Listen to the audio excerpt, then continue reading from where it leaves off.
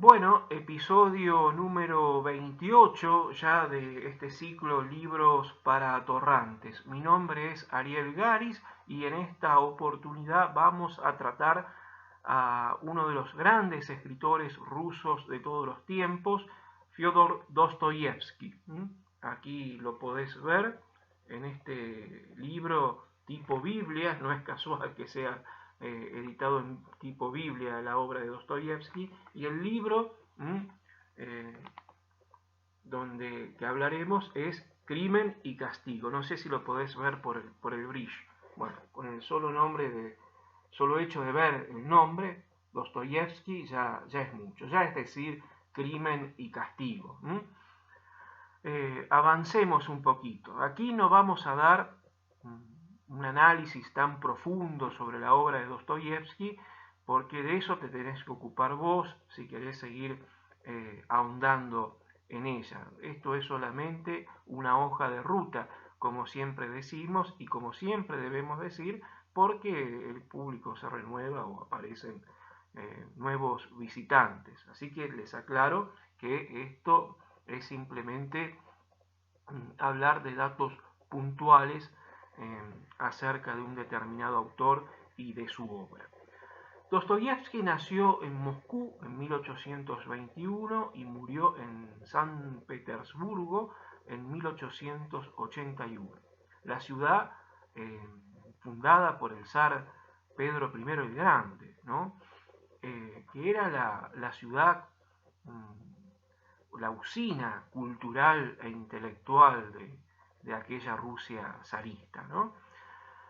Si, como dijo Balzac, la novela es la historia íntima de una nación, bueno, en la obra de Dostoyevsky eso se cumple, ¿no? Porque toda la obra de este escritor ruso, que junto a Tolstoy son los dos grandes pilares de la literatura rusa, ¿no?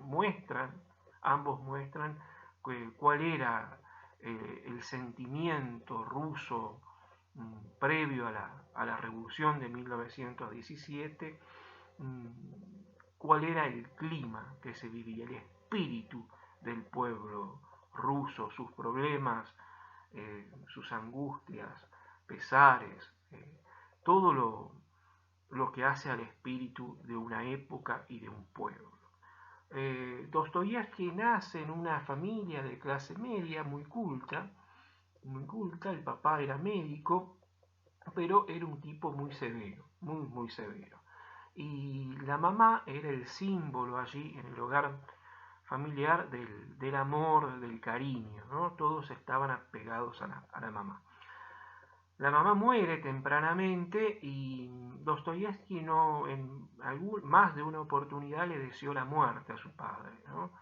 Cosa que ocurrió, no tardó en ocurrir, y esto lo dejó muy mal, le dejó una culpa dentro. Y acá suma un elemento imprescindible en la obra de Dostoyevsky, la culpa, ¿no?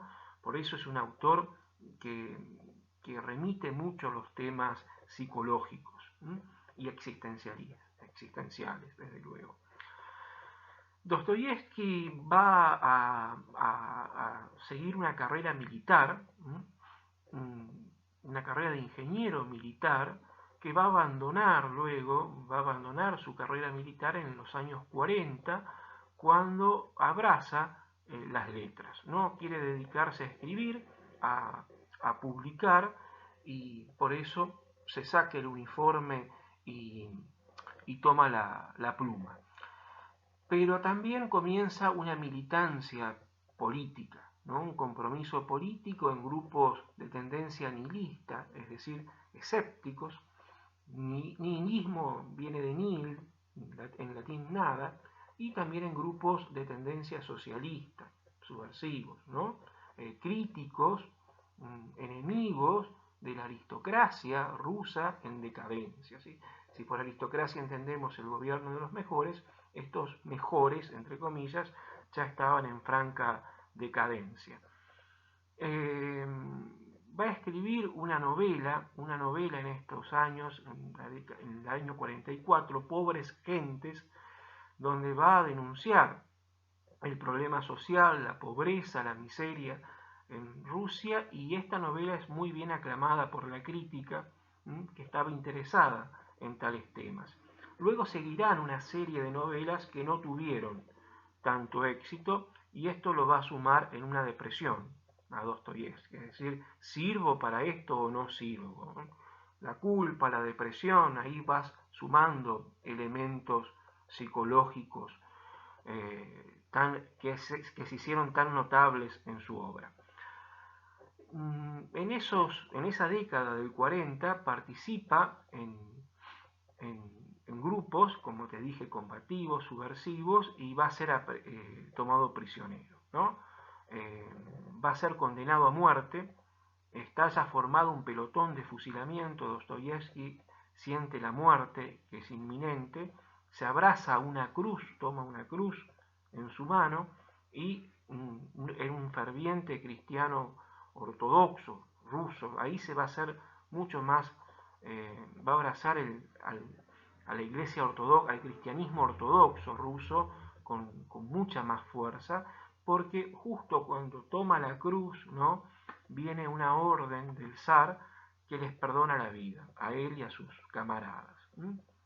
Hay un indulto, pero lo envían a Siberia. La lejana Siberia, ese destino fatal para los subversivos rusos, los criminales, ¿no?, donde se mezclaban todos, criminales comunes, presos políticos, etc. 5 largos años pasa allí, y esos años lo marcan. No cualquiera, no muchos volvían vivos, ¿no? Así comienza esta introspección psicológica que se hace obviamente a sí mismo, pero también hace sobre aquellos que conoce. Conoce a lo peor de lo peor, lo más marginal, lo lumpen, de la sociedad rusa. Pero en ellos también descubre esto de una cierta culpa, y hay también una comprensión hacia el hombre. De Siberia vuelve un Dostoyevsky cambiado. Siberia cambia a muchos, pero vuelve un Dostoyevsky muy, muy ligado a la fe. Ahora esta fe, esta ortodoxia rusa, no hay que confundirla con el catolicismo occidental, ¿no? Es un cristianismo más apegado a la tradición. Pero en el siglo XIX, la Iglesia Ortodoxa rusa no estaba dominada por el patriarca, sino por el zarismo, por las autoridades políticas, seculares. Esto hizo que haya una reacción, ¿no?, de fe, una reacción mística en muchos rusos, digamos, que querían proteger la esencia del cristianismo en su país, ¿no? Por eso surgen muchos monasterios y muchos abrazan esa vida. El Dostoyevsky, que viene cargado de fe, deposita toda la esperanza en el cristianismo y se va alejando de los grupos socialistas y subversivos. Crimen y Castigo es su obra junto a los hermanos Karamazov, su última novela. Crimen y Castigo, de 1866, es su obra más conocida, ¿no? Bueno, también escribió Noches Blancas, Recuerdo de la Casa de los Muertos, sobre sus experiencias en Siberia. Hay también aquí que anotar la aflicción de Dostoyevsky por el juego, el jugador, ¿no? Pero bueno, se casó 2 veces, viajó por Europa, y eso también va marcando. Se casa con su secretaria. Son aspectos de la vida de Dostoyevsky que te cuento para que vayas fijándote en el personaje. Vuelve a San Petersburgo, ¿no?, y en 1866 va a escribir Crimen y Castigo. Crimen y Castigo es la novela más importante junto a los hermanos Karamazov. Todo es importante lo que escribió. Pero bueno, Crimen y Castigo presenta un personaje esencial, Raskolnikov. Este personaje, Raskolnikov, ¿a quién encarna? Encarna a esta dialéctica que se da en el siglo XIX entre los que son mediocres y aquellos que quieren ser superhombres. Por eso es una novela que va a fascinar a Nietzsche, ¿no? Lo va a influir en su idea, lo va a influenciar en su idea del superhombre, y a Sigmund Freud, ¿no? Esta idea de salir de la mediocridad. Raskolnikov quiere probarse a sí mismo que él no es un hombre común, un hombre mediocre, un hombre cualquiera. Y para lograrlo, ¿no es cierto?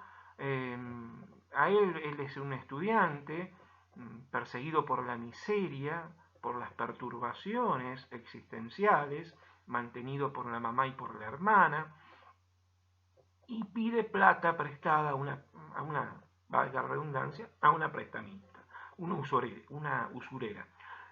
Decide asesinarla, con un hacha, la mata, también mata a su hermana, la hermana de la prestamista, y con ese crimen él cree que puede compararse con Napoleón, que puede salir del estado de mediocridad, ¿no? Cualquiera puede matar a alguien y salir ileso, ¿no?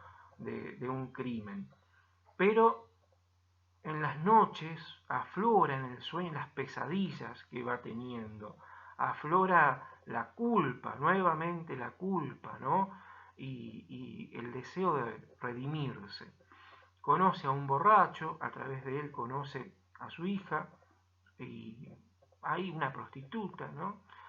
Y ahí empieza, ¿no es cierto?, Dostoyevsky a ver, a analizar su personaje desde otro punto de vista, ¿no? Porque lo asalta, él puede demostrarle a todo el mundo que no cometió el crimen, porque está en la lista de los deudores de la usurera. Le demuestra al inspector de policía que él no fue.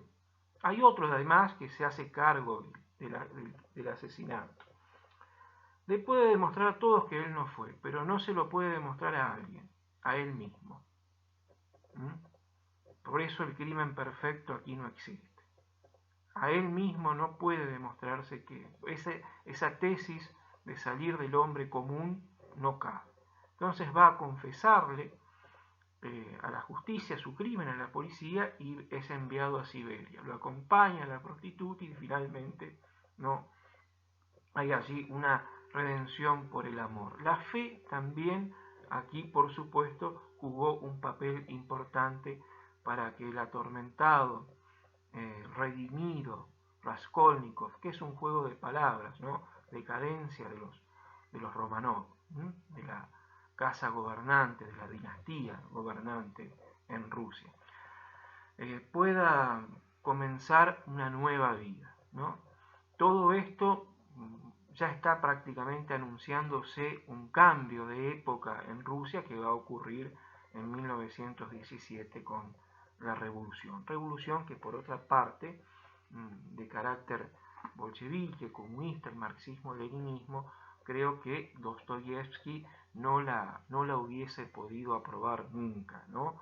Porque en él hay por supuesto, hay una introspección existencialista, psicológica y demás, pero todo atado al cristianismo, ¿no? A la iglesia, al cristianismo que proporcionaba la iglesia ortodoxa rusa. Bueno, la novela Crimen y Castigo va también a influenciar muchísimo en la literatura, en Nietzsche, en la filosofía, y a los cineastas neoyorquinos como Woody Allen, que con esto hicieron algunas películas. Espero que esto te haya servido y que es interesante lo de Woody Allen porque la crítica social de Dostoyevsky después en Estados Unidos es capitalizada, ¿no? Y esto es admirable en cierto sentido, ¿no? Espero que esto te haya servido. Se termina aquí porque, bueno, los tiempos no dan para continuar más. Pero acordate lo de Raskolnikov, la culpa, la redención por medio de la fe y por medio del amor, y esto de salir de la mediocridad a través de algo absurdo como el crimen. Chao.